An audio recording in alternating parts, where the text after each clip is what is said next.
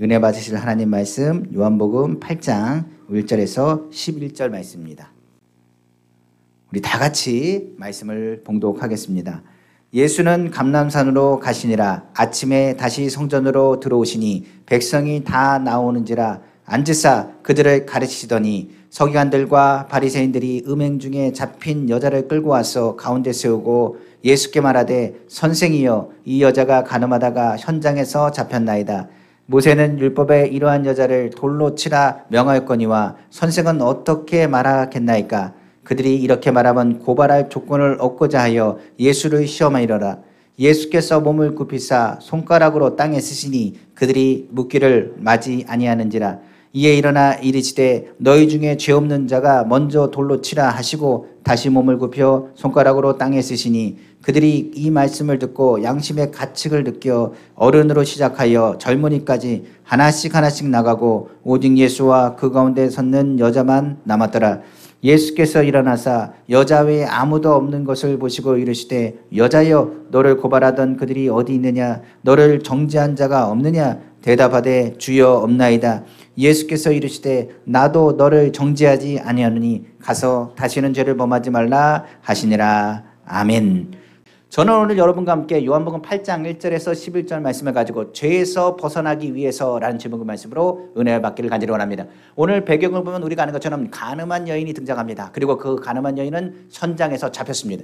그 잡힌 여인을 가지고 유대인들, 특별히 서기관과 그리고 바리새인들이 잡아다가 누구 앞에 데리고 나왔느냐. 예수님 앞에 데려오는 장면이 오늘 본문의 배경이라고 볼 수 있습니다. 본문의 배경, 예수님 앞에 나온 것은 다른 것이 아니라 예수님을 함정에 빠뜨려 예수님을 곤란하게 만들고 예수님을 하여금 고발할 조건을 찾기 위함이라고 성경 기록하고 있는 것입니다. 바로 요한복음 8장 우리 4절에서 6절 말씀이죠. 예수께서 말하되 선생이여 예수께 말하되 선생이여 이 여자가 간음하다가 현장에서 잡혔나이다. 모세는 율법에 이러한 여자를 돌로 치라 명할거니와 선생은 어떻게 말하겠나이까. 그들이 이렇게 말하면 고발할 조건을 얻고자 하여 예수를 시험함이로라. 예수께서 몸을 굽히사 손가락으로 땅에 쓰시니 성경은 기록하고 있는 것입니다. 예수님이 말씀하시는 것, 당신은 율법대로 할 것입니까? 아니면 당신이 말하는 사랑이라는 것을 선포하면서 저 사람을 용서할 것입니까? 만약에 용서한다고 한다면 당신은 율법을 어기는 것이고, 만약에 당신이 그를 통하여 돌로 치라고 말한다고 한다면 당신이 증거하는 것, 죄인을 부르러 왔다는 그 말에는 앞뒤가 맞지 않지 않습니까? 그러니 당신이 어떻게 할 것인지를 지금 말하라고 지금 본문은 이야기하고 있는 것입니다. 이 말에 대해서 현장에 가늠한 여인 잡혔다는 것, 그건 맞습니다. 율법에 의해서 이렇게 정해져 있습니다. 레위기 20장 10절 한번 볼까요? 누구든지 남의 아내와 가늠하는 자고 그의 이웃의 아내와 가늠하는 자는 그 간부와 음부를 반드시 죽일지니라 성경 기록하고 있습니다. 또한 신명기에 이렇게 되어 있습니다. 신명기 22장 22절에 어떤 남자가 유부녀와 동침한 것이 드러나거든 그 동침한 남자와 그 여자 둘 다 죽여 이스라엘 중에 악을 제할지니라 성경을 말하고 있습니다. 그러니까 여기서 뭐라고 분명하게 말하고 있느냐. 남자 여자 둘 다 간음했으면 둘 다 잡아다가 뭐 해야 되는데 죽여야 된다고 말하고 있습니다. 그 공동체에서 악을 제거하지 않으면 이 간음하는 죄는 끊임없이 이어지기 때문이라고 성경은 말하고 있기 때문에 그렇습니다. 그래서 율법에 이것을 정해놓은 겁니다. 그런데 한번 본문 봐보십시오. 현장에서 잡아서 돌로 쳐서 죽여야 되는데 현장에서 잡아서 어디다 예수님 앞에 끌고 왔습니다. 그것도 그들이 율법을 어긴 겁니다. 또 하나는 뭘 어겼느냐. 여기서 보니까 남자는 없습니다. 여자만 잡혀왔습니다. 그러니까 남자는 어디로 도망갔는지 뭐 했는지 그들은 분명히 그 남자가 누구인지 모를까요? 현장에 잡혔기 때문에 압니다. 그러니까 그 남자 잡아다가 같이 와야 되는데 안 잡아놨습니다. 그리고 더 나가서 누구 앞에 데리고 왔다고요? 예수님 앞에 데리고 왔습니다. 그리고 그 손에 뭘 들고 있느냐? 돌을 들고 있습니다. 그런데 한번 생각해 보십시오. 돌을 왜 들고 있었을까요? 성경은 말합니다. 돌 던지기 위해서 들고 왔다. 많은 사람들이 생각할지 모르겠는데 아닙니다. 이 돌을 들고 있는 것은 자신은 율법대로 행하고자 한다라는 것을 의미하는 것이지만 그들은 돌을 던질 만한 용기가 없는 사람들입니다. 왜 그러냐면 사형권에 대한 집행권은 그 당시 이스라엘 사람들에게 있지 않습니다. 성경을 보면 아는 것처럼 사형 집행권은 지금 로마의 속국이라 로마에서 갖고 있습니다. 그러니까 율법에서는 돌로 던져 죽여야 되는데 돌로 사형을 처하게 되면 로마의 법에 의해서 유대인들은 어떻게 되느냐? 곤란을 겪게 됩니다. 그러니까 함부로 폭동을 일으키거나 신성모독했다고 돌을 던질 수가 없습니다. 그리고 뭐라고 얘기할 수가 없는 거예요. 그래서 성경에 보면 예수님을 십자가에 못 박아달라고 유대인들이 외칠 때 이렇게 얘기합니다. 우리의 왕은 가이사다라고 얘기하면서 말하기를 우리는 사형 집행할 권리가 없기 때문에 예수님을 십자가에 못 박아 주시길 원한다라고 선포하는 군중들의 이야기가 성경에 기록되어 있습니다. 그러니까 그러니까 빌라도에게 말할 때 뭐라 그러냐? 우리는 사형 집행권이 없습니다. 사람을 죽일 권리가 우리에게 없습니다. 그러니 그는 우리를 향하여 우리 공동체뿐만 아니라 로마에 대해서는 위협을 존재하는 왕이 된다고 하는 사람이기 때문에 그 사람을 십자가에 못 박아 죽여야 됩니다라고 선포했던 것이 이스라엘 유대 사람들이었던 것을 성경은 말할 수 있습니다. 그러니까 오늘 본문에서 얘기한 것처럼 그들이 돌을 들고 있는 것은 던져서 그들을 죽이려는 게 아니라 나는 율법을 지키려고 준비된 사람들이라는 것을 보여주기 식으로 돌을 들고 있는 것입니다. 그러니까 돌을 던질 사람은 없어요. 그런데 예수님에게 이걸 계속적으로 묻는 겁니다. 당신이 사랑을 한다면 그들을 건져줘야 된다고 말할 것이고, 그러면 그것은 율법에 어긋나기 때문에 당신이 하나님 말씀대로 살라면서요, 그런데 당신이 하나님 말씀을 어기려고 하는 겁니까? 라고 말할 것이고, 또 하나 아까 얘기한 것처럼 그가 율법대로 돌을 던지라고 한다면 당신은 죄인을 부르러 왔다고 말하면서 어떻게 죄인에게 돌을 던지라고 말하느냐? 그를 구원해야 되지 않겠느냐? 당신의 사랑에는 문제가 있다라고 얘기할 것임을 말하고 있는 것입니다. 그러니까 예수님에게 이것을 계속 얘기하는 겁니다. 어떻게 하실래요? 이러지도 못하고 저러지 못하는 함정을 파서 예수님에게 말씀하는 대목이죠. 그런데 예수님의 행동이 그들을 당혹하게 만듭니다. 예수님이 아무 말씀 안 하십니다. 그리고 딱 엎드리시더니 바게닥의 흙위에다가 손가락으로 뭐라고 글씨를 쓰는 모습이 성경에 기록되어 있습니다. 그러니까 왜 이거 쓰는지는 어떤 상황인지 모르겠지만 많은 사람들이 그 글귀를 봤을 때 양심에 찔렸다는 얘기는 무엇을 얘기하느냐? 자신의 죄악이 드러났다는 것을 의미합니다. 그러니까 그 글자를 보고 나서 자신이 그 죄악이 떠오르고 드러나게 되었으며 이것 때문에 괴로워하는 모습을 성경은 잠깐 기록하고 있습니다. 그러니까 여기서 확인할 수 있는 것은 흙에 글씨를 쓴 것, 너희가 죄인이고 하나님을 떠나서 생수의 근원 되신 예수님과 배척하여 대적하는 그들의 모습에 대해서 찌르고 있는 모습인 것을 확인할 수가 있겠죠. 결과적으로 그들에게 뭐라고 얘기하느냐? 너희도 죄인이다. 저 여자도 죄인이고 여기 모인 여러분들도 죄인이다. 돌을 들고 있지만 죄인을 어떻게 판단할 수 있느냐? 그래 딱 한 가지 조건이 있다는 겁니다. 너희가 죄가 없으면 돌을 던지라는 얘기예요. 그러니까 죄인은 죄인을 판단할 수 없습니다. 판결하려면 죄가 없는 자가 그것을 판결할 수 있습니다. 그러니까 죄인된 그들에게는 뭐가 없느냐? 죄를 판단할 것도 없고 심판한 권리도 그들에게 없다는 것을 예수님께서 말씀하고 있는 것입니다. 결과적으로 그들은 돌을 들고 있었지만 그 돌을 계속 들고 있을 수가 없었습니다. 그러니까 성경에서 말하기를 어른도부터 시작해서 젊은이들이 이르기까지 그 양심의 가책을 받아 그 돌을 내려놓고 그 자리를 떠났다라고 성경은 기록하고 있는 것입니다. 바로 요한복음 8장 우리 7절에서 9절 말씀이죠. 그들이 묻기를 맞이하냐는지라 이에 일어나 이르시되 너희 중에 죄 없는 자가 먼저 돌로 치라 하시고 다시 몸을 굽혀 손가락으로 땅에 쓰시니 그들이 이 말씀을 듣고 양심의 가책을 느껴 어른으로 시작하여 젊은이까지 하나씩 나가고 오직 예수와 그 가운데 섰는 여자만 남았더라고 성경은 말하고 있는 것입니다. 그러니까 율법에 의해서는 모두가 뭐라는 거예요? 죄인이라는 얘기입니다. 여기서 죄 없는 사람 어디 있습니까? 저를 포함해서 여러분들 모두는 죄인입니다. 모든 사람이 죄를 범하였음에 하나님의 영광에 이르지 못합니다. 하나님의 기준에서는 조그만 죄나 큰 죄나 똑같습니다. 그러니까 한마디로 얘기하면 모두가 죄인이고 모두가 심판을 받아야 되고 죄는 대가를 지불해야 되는 것입니다. 그러니까 예수님께서 말씀하신 건 모두가 죄인이다. 모두가 정죄를 받아야 된다. 모두에게 죄에 대한 심판이 있다. 죄이고 심판을 받을 너희가 누군가를 심판하는 것이 말이 되느냐? 이 말이 그들의 양심을 찔렀다는 것을 의미하고 있는 것입니다. 그리고 나서 그에게 예수님이 다가가십니다. 그리고 그에게 말합니다. 너를 정죄했던 사람이 도대체 어디 있느냐? 그런데 나도 너를 정죄하지 않을 것이다. 나는 정죄할 권세가 있고 너를 심판할 권세가 있지만 내가 이 땅에 온 것은 누구 때문이요? 죄인을 건지러 오셨다. 그리고 죄를 청산하기 위해서 오셨다. 그리고 너의 연약함을 구원하시기 위해서 오셨다. 정죄하기 위한 것이 아니라 심판을 받을 것을 대신 짊어지기 위해서 대성물로 이 땅에 오셨기 때문입니다. 그래서 성경에서 예수님이 말씀하신 것처럼 다시는 죄를 범하지 말라. 나도 너를 정죄하지 않을 테니 죄를 범하지 않기를 원한다라고 예수님께서 말씀하신 것입니다. 바로 요한복음 8장 10절에서 11절이죠.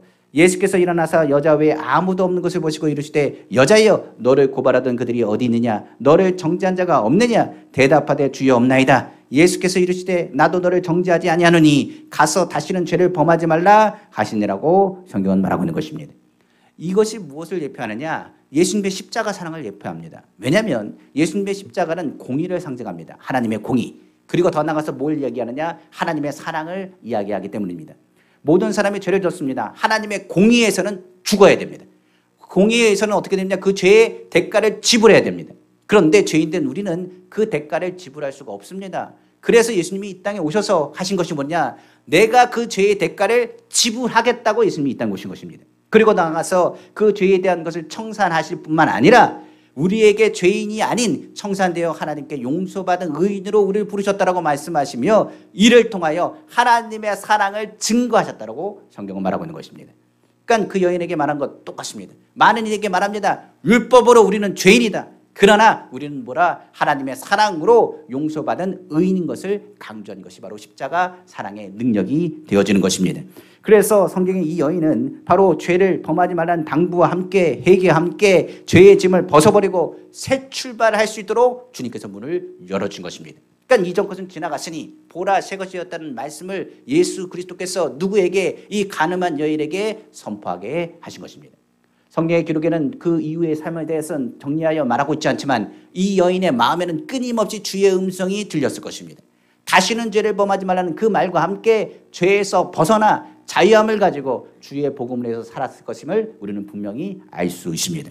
그렇기 때문에 오늘 말씀을 통해서 우리에게 주시는 메시지를 들어야 됩니다. 우리 또한 가늠한 여인과 같습니다. 우리 또한 죄인과 맞습니다. 죄를 지며 온전히 그 죄악에서 벗어나고 해도 벗어날 수 없는 연약한 존재인 게 맞습니다. 그래서 우리는 항상 기억할 것처럼 예수님이 필요합니다.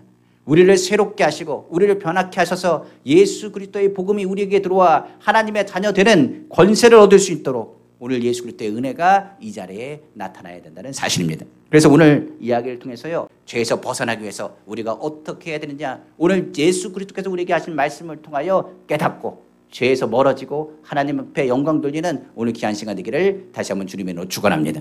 첫째로 성경은 분명히 말합니다. 죄에서 벗어나려면 말씀대로 행하라는 얘기입니다. 다른 것이 없습니다. 말씀은 분명합니다. 따르지 않습니다. 성경에 중간은 없습니다. 아니면 아닌 거고 기면 긴 겁니다. 죄는 죄고 죄가 아니면 죄가 아닌 겁니다. 뜨겁든지 차든지 하라고 성경은 말한 것처럼 미지근한 게 없습니다. 예수님의 말씀은 당연합니다. 하나님의 말씀만을 선포합니다. 우리가 하는 건 십계명 계명을 보십시오. 성경에 말합니다. 부모를 공경하라 말합니다. 간음하지 말라고, 도둑질하지 말라고 말합니다. 살인하지 말라고 말합니다. 그런데 그 말씀이 뭐랍니까? 말나로 끝납니다. 하든지 말든지가 아닙니다. 해도 되고 안 해도 되고 아닙니다. 성경은 분명히 말합니다. 하라, 아니라 그 둘 중에 하나입니다. 그래서 성경에서 말할 때는 그 명령은 분명한 것이고 우리의 삶의 기준이 되는 것이 뭐가 되느냐? 하나님의 말씀이 되는 것입니다. 마지막 때는 영을 구별하고 분별하기가 어렵습니다. 그래서 성경에서 말하기를 하나님의 말씀을 우리에게 준 겁니다. 하나님의 말씀을 통해서 너희는 뭐하라? 하나님의 말씀의 기준이 정확한 사람은 이단이나 사입에 빠지지 않습니다. 하나님의 말씀이 정확한 기준이 되고 그 기준을 통하여 말씀으로 시험하여 보라고 성경은 기록하고 있기 때문에 그렇습니다. 우리가 하나님 말씀, 우리는 모두가 죄인이라고 설명하고 있고 우리의 죄를 유일하게 구원할 수 있는 길이 누가 되시느냐? 오직 예수 그리스도밖에 없다는 것을 가리키는 것이 또한 하나님의 말씀입니다. 사람이 말씀을 들어야지 말씀을 듣지 않으면 어떤 일이 하느냐? 이 죄악된 사람의 특징이 있습니다. 오늘 본문에 나온 것처럼 판단하고요, 정죄하는 것이 사람의 죄의 속성이라는 것을 우리는 분명히 알아야 됩니다. 하나님 말씀 보시죠. 창세기에 보면 사람이 처음에는 어떻게 했냐? 서로 사랑하고 서로 챙겨줬습니다. 도와줬습니다. 그런데 죄가 들어오고 나서 문제가 발생했습니다. 성경에 말하기에 선악과를 먹지 말라고 했습니다. 선악을 판단하게 되는 그 순간부터가 죄의 속성이 작용했기 때문에 그렇습니다. 판단은 누가 하시는 것? 하나님이 하시는 겁니다. 내가 선악간에 판단하기 시작하면 다른 사람을 정죄하기 시작하고 비판하기 시작하는 것입니다. 세상에 판단하는 걸 사람들은 굉장히 좋아합니다. 죄에서 출발된 이야기가 바로 죄의 속성이 선악을 판단하는 데 있다는 것을 사람들은 모르기 때문에 그렇습니다. 그러니까 이 여인이 잡혔을 때 판단하는 겁니다. 예수님께 말합니다. 한번 판단해 보십시오라고 말하는 것입니다. 그런데 성경은 분명히 말합니다. 이건 판단이 아닙니다. 하나님의 말씀의 기준이 있기 때문에 이 기준을 가지고 주님 말씀하신 것입니다. 재판관이 자기의 정치적인 성향, 재판관이 자신의 생각을 얘기한다면 그 재판에 대한 판결을 누가 동의할 수 있겠습니까?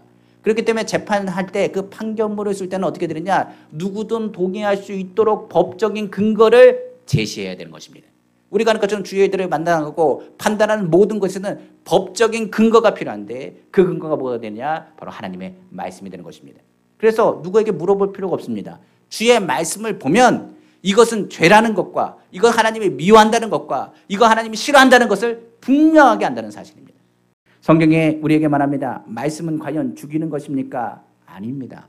말씀은 우리가 하는 것처럼 죄를 깨닫게 하는 것입니다. 성경을 보면 아는 것처럼 모든 사람의 죄를 범하였으면 하나님의 영광이 이룰 수 없다라고 말하고 있습니다. 성경은 분명하다고 했습니다. 그래서 우리 누가 필요하다고요? 예수님이 필요하다고 증거하는 것이 하나님의 말씀입니다. 그래서 예수님께서도 뭐라고 했느냐? 이렇게 하면 사람들이 묻는 거잖아요. 뭐라고 묻습니까? 이 여인 어떻게 됩니까? 어떻게 됩니까? 묻는 거예요. 그러니까 예수님께서 뭐라고 말씀하십니까? 말씀대로 하라는 얘기입니다. 우리가 아는 것처럼 말씀대로 행하라는 것은 양보하는 것이 아닙니다. 말씀대로 행하고 나아가야 된다는 것입니다. 그래서 예수님이 하시는 그 말씀에 사람들이 당황했을 것입니다. 아니 돌로 쳐서 죽이라고 그 말에 당황했을지도 모르겠습니다. 율법대로 그를 죽이는 것이 맞다라고 얘기합니다. 그러나 성경은 뭐라고 말합니까? 그것만 얘기하는 게 아니죠. 그러나 죽일 권세가 누구에게 있다고요? 하나님께 있습니다. 우리는 뭐 할 권리가 없다고요? 죄인된 우리가 어떤 죄인을 심판할 수 있겠습니까? 판단할 권리가 너희에게 없다는 것을 아느냐라고 가리키는 것 또한 하나님의 말씀입니다. 한번 성경 보겠습니다. 요한복음 8장 15절에서 19절입니다. 너희는 육체를 따라 판단하나 나는 아무도 판단하지 아니하노라. 만일 내가 판단하여도 내 판단이 참되니 이는 내가 혼자 있는 것이 아니요 나를 보내신 이가 나와 함께 계심이라. 너희 율법에도 두 사람의 증언이 참되다 기록되었으니 내가 나를 위하여 증언하는 자가 되고 나를 보내신 아버지도 나를 위하여 증언하시니라. 이에 그들이 묻되 내 아버지가 어디 있느냐? 예수께서 대답하시되 너희는 나를 알지 못하고 내 아버지도 알지 못하는도다. 나를 알았더라면 내 아버지도 알았으리라. 성경 말하고 있습니다. 성경에 뭐라 하느냐? 예수님 말씀대로 행하라. 그러면 너희가 마음이 자유하면 어떨 것 아니냐? 말씀대로 행하라. 너희 결단이 틀린 것이 아니라 하나님 말씀대로 하면 하나님께서 지지할 것 아니냐? 하나님의 말씀은 뭐라? 죽이는 게 아니라 살리는 것이라. 너에게 왜 하나님 말씀을 주었느냐? 사람은 죄에 약하기 때문에 너희가 말씀을 통해서 너희가 죄인인 것을 깨닫고 누가 필요하다? 예수님이 필요하다는 걸 깨달아 알아야 될 것 아니냐? 그러니 하나님 말씀이 너희 기준이 되어야 되지 않겠냐라고 말씀하신 것입니다. 그러니까 성경에서는 또 이렇게 말합니다. 만약 하나님 말씀 율법이 없었다고 한다면 그것을 죄라고 생각했겠느냐? 율법이 있기 때문에 그것이 하나님이 미워하는 죄라는 것을 너희가 알거니와 라고 되어 있습니다. 그러니까 율법이 없으면 하나님 말씀이 없으면 이것이 죄인지 이것이 죄가 아닌지를 모르는 겁니다. 그런데 하나님 말씀 때문에 우리는 죄라는 것을 알게 되는 것이요. 그리고 하나님의 말씀 대신 예수님이 우리에게 필요하다는 것 또한 알게 되는 것입니다. 그러니까 판단의 기준은 뭐가 되느냐? 내가 되면 안 됩니다. 내 생각이 되면 안 됩니다. 내가 여태까지 있던 내 경험이 되면 안 됩니다. 뭐가 돼야 된다고요? 하나님의 말씀이 돼야 됩니다. 그러니까 예수님이 하신 거예요. 하나님 말씀대로 행하라. 주님임에도 불구하고 나는 하나님의 말씀대로 행하노라. 하나님의 말씀을 응하려 하심이라고 성경은 말하고 있는 것입니다. 그러니까 누가 강대석에서 무슨 말을 하든 어떤 사람이 무슨 얘기를 하든 어떤 유명한 사람이 이렇게 얘기하든 말씀에서 어긋나면 가짜입니다.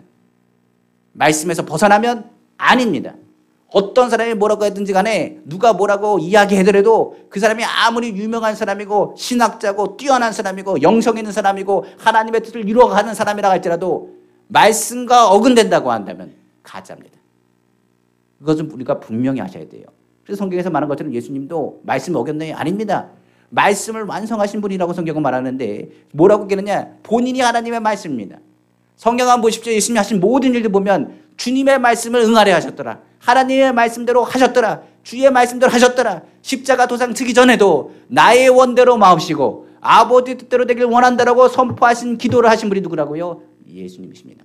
그런 누구라고요? 하나님의 아들이십니다. 죄가 없으신 분입니다. 그런데 너는 와서 십자가 지고 죽어야 된다는 것을 알고 계셨습니다. 그것이 하나님의 명령이 하나님 말씀입니다. 그 말씀대로 무엇을 택했느냐? 예수 그리스도는 십자가를 택하셨다는 것을 우리는 알아야 되는 것입니다. 그래서 죄에서 벗어나려면 분명히 우리가 알아야 됩니다. 죄를 알고 깨달아야 됩니다. 하나님 말씀을 보셔야 되고 말씀이 우리의 기준이 되어야 된다는 것을 우리는 분명히 아셔야 됩니다. 말씀을 알아야 내가 죄인인 것을 깨닫기 때문입니다.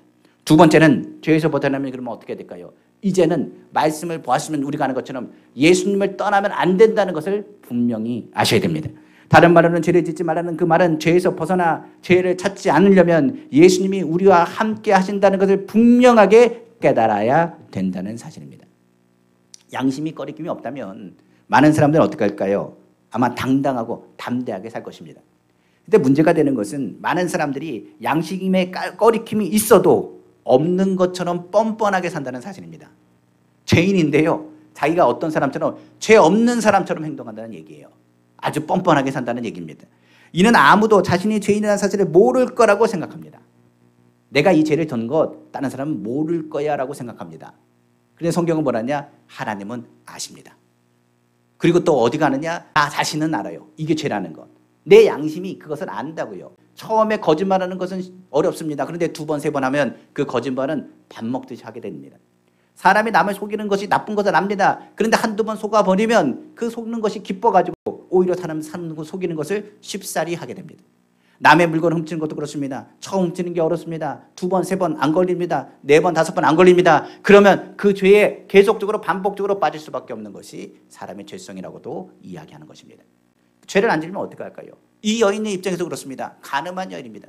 그가 가늠하에 살았습니다. 아마도 외로웠을지도 모릅니다. 어떤 상황인지도 모릅니다. 그가 약한 사람인 것은 맞습니다.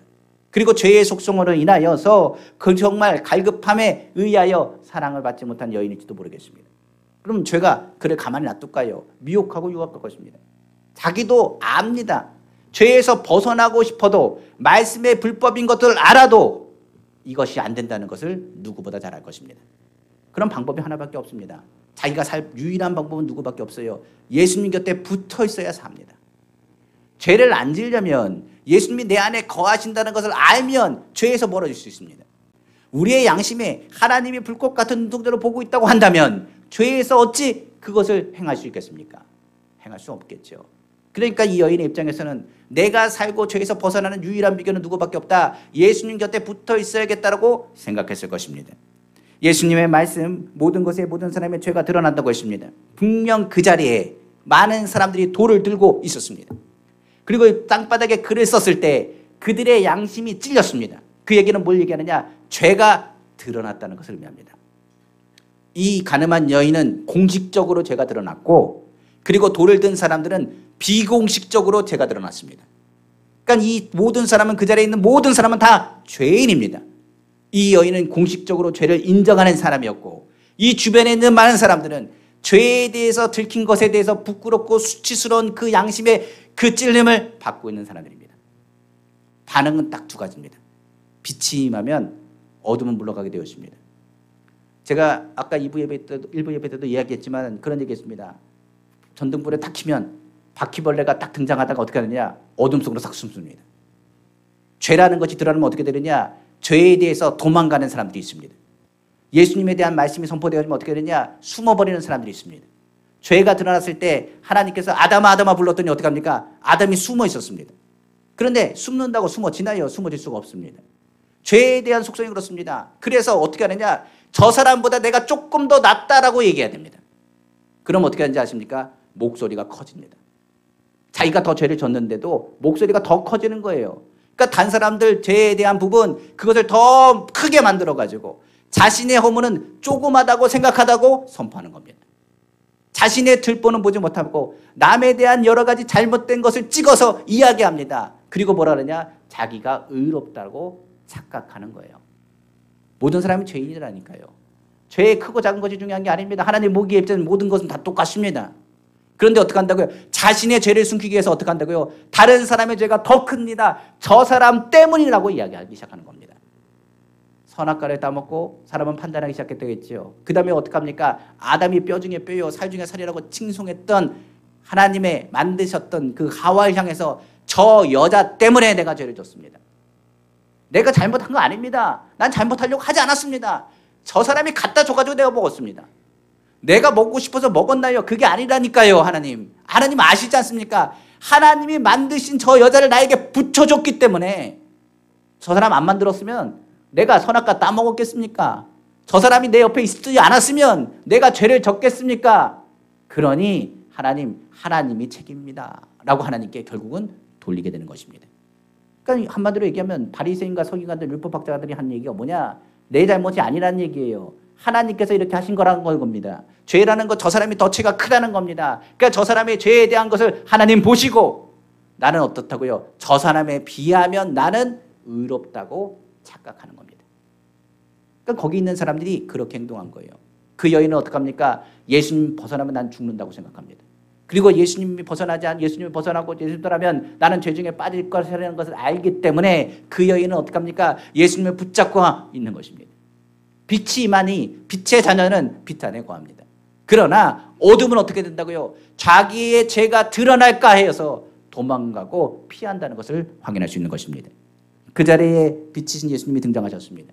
그리고 어둠에 속한 사람은 어떻게 합니까? 돌을 다 집어 던지고 그 자리에서 나이 든 사람부터 시작해서 젊은 사람까지 그 자리에 떠났다고 말합니다.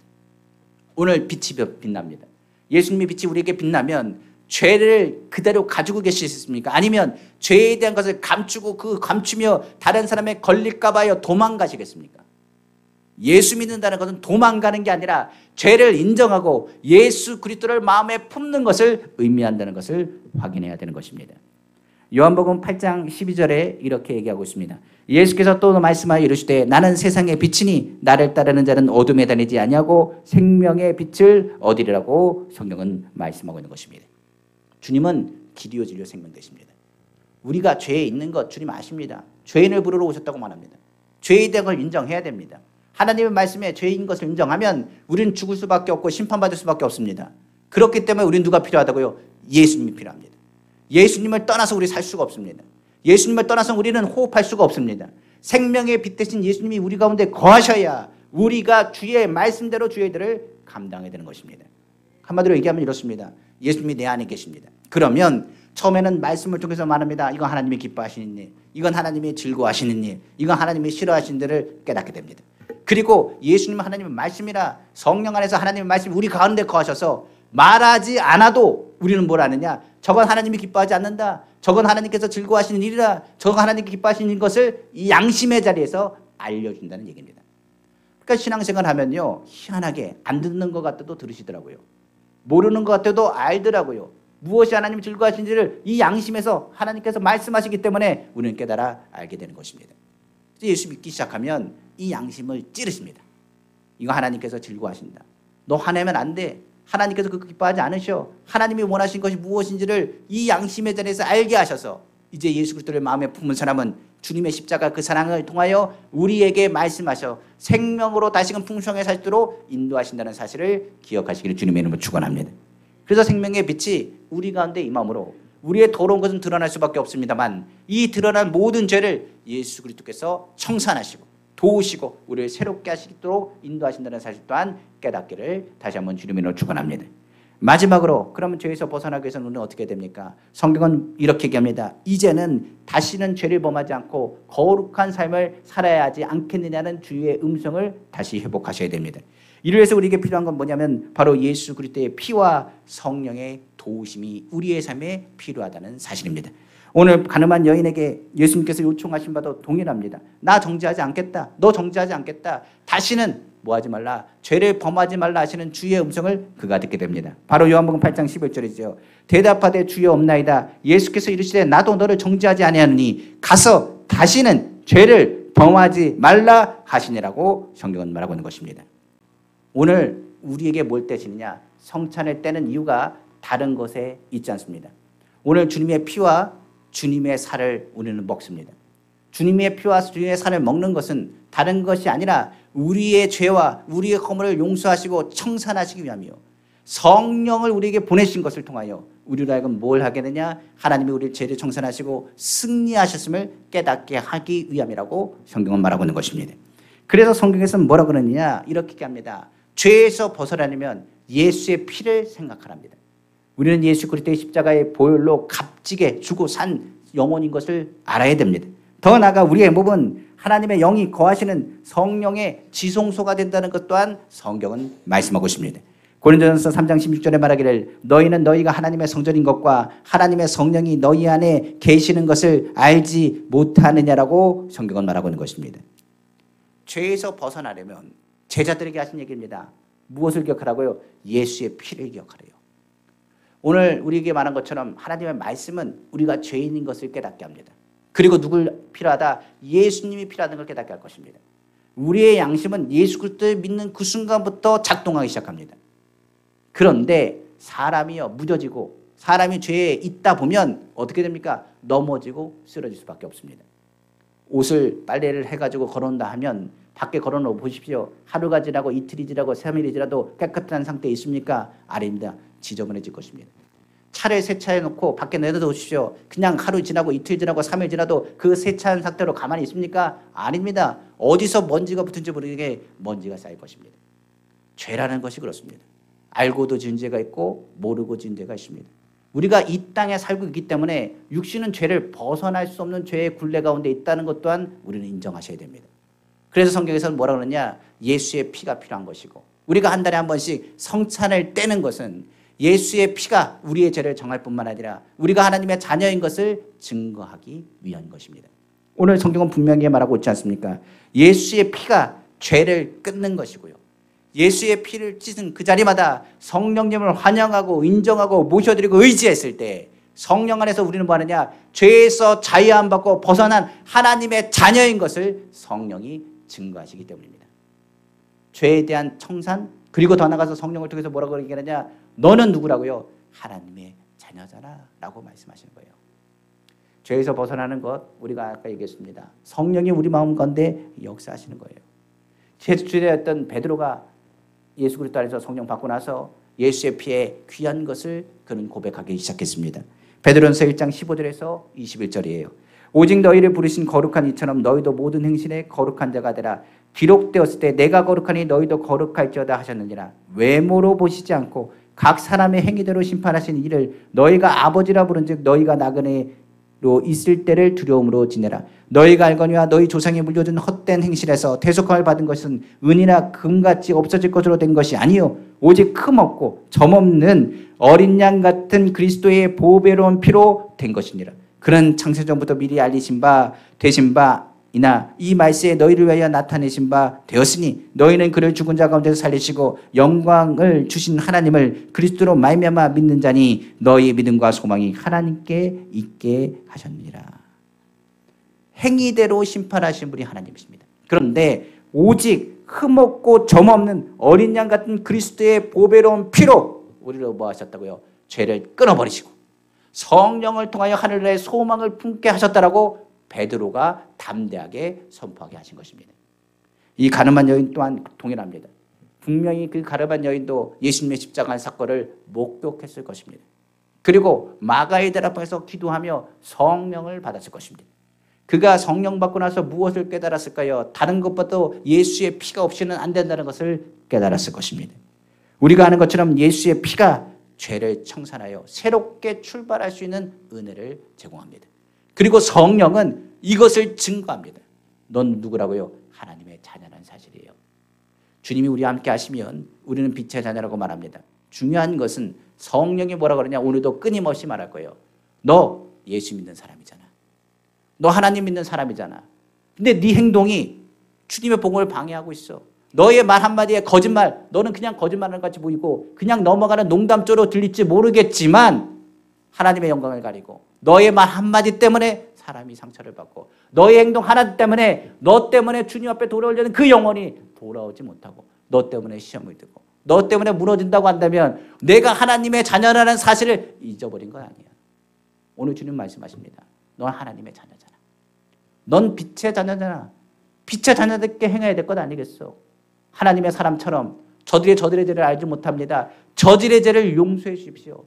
주님, 내가 저 사람을 판단하려는 게 아닙니다. 저 사람을 향하여 국률한 마음을 가지고 믿음으로 나아가야 되지 않겠습니까? 사람이 욕심이 들어가면 별의별 상황을 만들어냅니다. 사람이 욕심을 들어가면 가족 그런 것도 없습니다. 사람이 욕심을 들어가면 거짓말도 그냥 술술 나옵니다. 사람이 욕심이 들어가면 자기가 본 것처럼 이야기하며 거짓 증거하는 것도 찔리지 않습니다. 사람의 욕심이 들어가면 눈도 가려지고 귀도 가려집니다. 그리고 죄를 짓는 것도 알지 못합니다. 그리고 죄인 된 사람 하나를 잡아다가 그 사람에게 모든 죄를 뒤집어 씌웁니다. 그리고 정당한을 만듭니다. 그리고 말하기를 나 정도는 괜찮게 살았다라고 얘기합니다. 나 정도는 그래도 그나마 정직한 편이라고 말합니다. 성경은 말합니다. 그러면 안 됩니다. 우리 누구라고요? 하나님의 자녀입니다. 우리가 이 땅에 있는 동안 죄에 대해서 완전하게 벗어날 수 없습니다. 그러나 벗어날 그날이 다가올 것입니다. 우리가 기억하십시오. 난 누구라고요? 하나님의 자녀입니다. 부모가, 환경이, 상황이 나에게 배신하고 억울한 일을 당한다 할지라도 우리 아버지는 누구라고요? 하나님 아버지시고 우리의 친구는 누가 되신다고요? 예수 그리스도가 우리의 친구가 되어주시고 성령이 우리를 오늘도 도와주십니다. 죄에서 벗어나는 것 내 의지로 되는 게 아닙니다. 오늘 예수의 피로 끊으시고 성령의 은혜 가운데 다시 한번 거하시는 우리 성도 다 되시기를 다시 한번 주님의 이름으로 축원합니다. 기도하겠습니다.